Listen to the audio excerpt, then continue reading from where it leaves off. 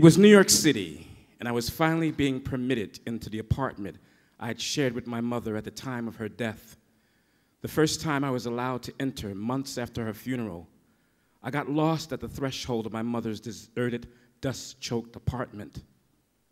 I felt ugly drops of salt and rage twisting their way down my cheeks, away from my red eyes. I wondered, without the strength to generate anger, whether the young brother in our living room heard me crying as I wiped my face with a Kleenex. On legs locked at the hips without knees, I was a metal man with no more flexibility from forehead to foot than the 10-man frozen rust rigid in a pose speaking of unfulfilled intentions. In the empty attic that was my mother's son's head, I saw that her direct moments of criticism protected me from more flaws than the obvious selfish one she had handed me so plaintively that I was aggravated by her clarity. I am honestly not sure how capable I am of love, and I am not sure why. The older I get, the more I tend to question the elements of emotion and intimacy as genetic parallels with height and hair color. I truly believe that my mother and my grandmother loved me, but beyond them, I have lived in a circle of small values that have startlingly limited reach, and the stunted amount of emotion that is attached to it.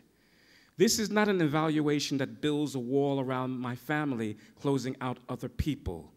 It reflects the fact that I am closer to people I know, but no closer to cousins and aunts and uncles than to good friends. I have been blessed with 3 children. They have been blessed with beautiful mothers and touched with brushes of eccentricity donated by a father who could have done more for them and with them, but could not have loved them more because he did not have enough practice. I'm sure I was loved by the Scotts. I'm sure I was loved by Lily Scott and Bobby Scott, and probably by my precise and proper uncle, William Scott, and to a lesser extent by Sammy and Gloria Scott, my spinster aunts, who slipped into their spinsterhood from the north and south poles of that status. The key to the Scotts was understanding, and what you didn't understand, you had to trust. Love was not an active verb in my family or in my life. There were very few demonstrations, few hugs and embraces, and few declarations among us about love. I was a full-grown adult who had been married, a father, and divorced before I consciously put "I love you" into conversations with my mother, before I made sure I got a hug from her and gave her a big hug each time we met. I can't remember ever hearing "I love you" pass between the generations of Scots that preceded me, or recall with any clarity hearing those words from them to me or being inspired to say those words to them. Yet I can't imagine there being more warmth and laughter shared with genuine empathy and respect and consideration but not affection.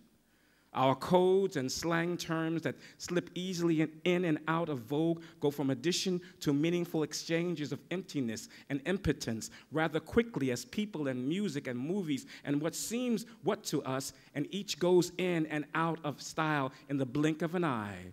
Right now, everybody is using the ill-suited "be there for you" or "be there for me."